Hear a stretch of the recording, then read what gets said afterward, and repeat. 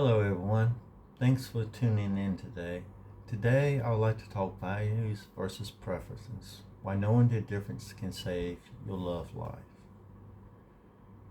A lot of people get confused when it comes to what really matters in love.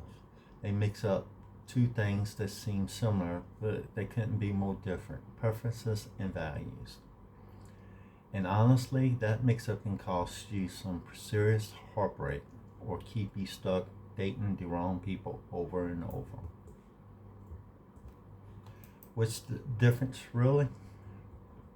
Preferences are the stuff you like, values are the stuff you live by.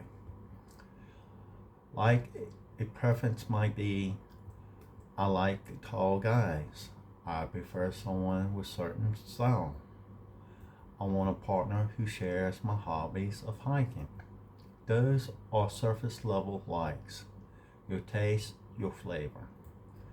Values are deeper. They are what about what you believe and what you stand for.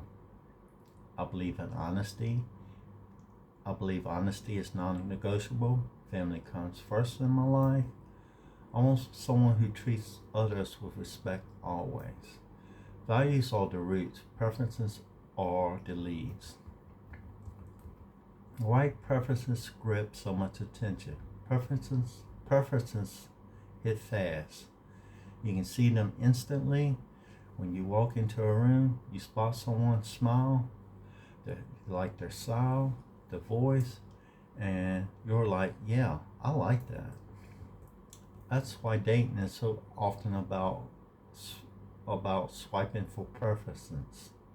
It's quick, visual, it feels exciting, but it's shallow nature. It's judging the book by its cover or the movie by the trailer. Why values matter more. Values take time to show themselves. You only learn about someone's values by watching how they act over weeks, months, sometimes even years. Do they treat people who can't benefit from them? How they handle stress or disappointment. Values show up in the hard moments, not the fun and easy times. If your core values don't line up, you're signing up for a lot of conflict later in a relationship. You want honesty, but they dodge the truth. You want loyalty, but they flirt with others.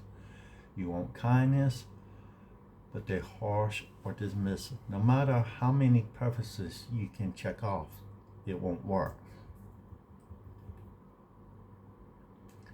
The dangerous mistake. Here's where most people get it wrong. They pick partners based on preferences while ignoring values. They wonder, why does this keep failing? Why do I keep getting hurt? It is like buying a house because you love the paint color without checking the foundation is rotten. The outside looks great, shiny kitchen, fresh paint, but the rotten foundation, eventually it will cause the whole thing to collapse. Preferences can change, values usually don't. Think about the type you had in your head when you were younger. It'll probably change when you get older, right? Maybe you like a certain look or style at 20 that doesn't matter anymore at the age of 35. But your values, things like honesty, kindness, ambition, they usually stay around and stick steady. I've seen people marry someone who wasn't their type, and at first they just shared values. Their attraction grew stronger and deeper.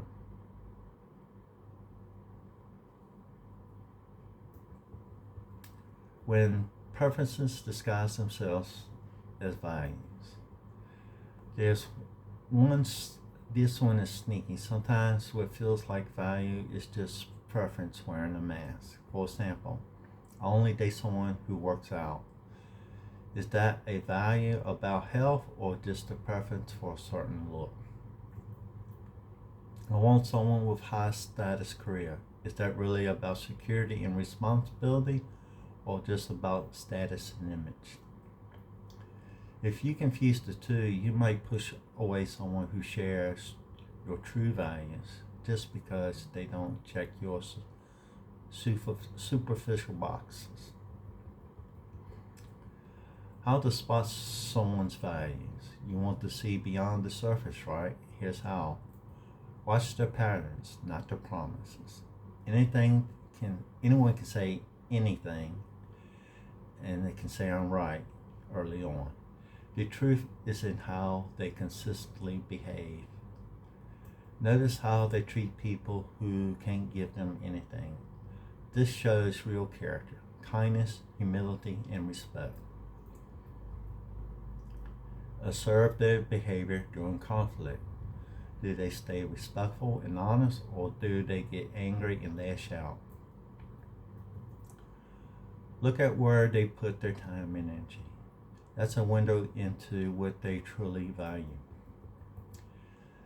Shared values build stronger relationships. When your values line up, you're basically playing the same game. You know what matters, what's worth fighting for, and how to support each other. Even if you don't share every preference, maybe you like different music or you have different hobbies. The relationship can thrive because you're aligned on the important stuff. When values clash. If your values don't match, your preferences won't fix it.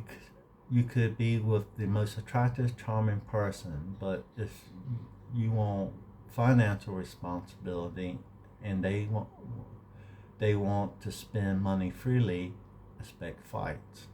If you want to raise kids with strong morals and they don't believe in that, you struggle. That's why many relationships fail despite strong attraction. Because attraction is about preferences and not shared values. Balancing preferences and values. I'm not saying preferences don't matter, they do. You should be attracted to your partner and enjoy their company. But if you have to choose between someone who's your type but doesn't share your values and someone who is not your type but lives by your values, choose the values every single time. The long-term view. Values age well, preferences don't. Looks change, styles change, life circumstances change, but the way someone treats you and what they stand for is what makes you feel safe, loved, and understood. And here's the cool part. When you connect deeply on values, attraction can grow way beyond your initial preferences. My final thoughts. Preferences are the spark, values are the fuel. Preferences are the flavor, values are the nutrition. You can survive without your favorite flavor, but without nutrition, you'll fall apart. So know your preferences, regard your values like your life depends on it, because love it really does. So I'd like to end this video and thank everybody for watching. If you have any questions or comments, please leave them down below, and I'll see you on the next video, and thank you for your time.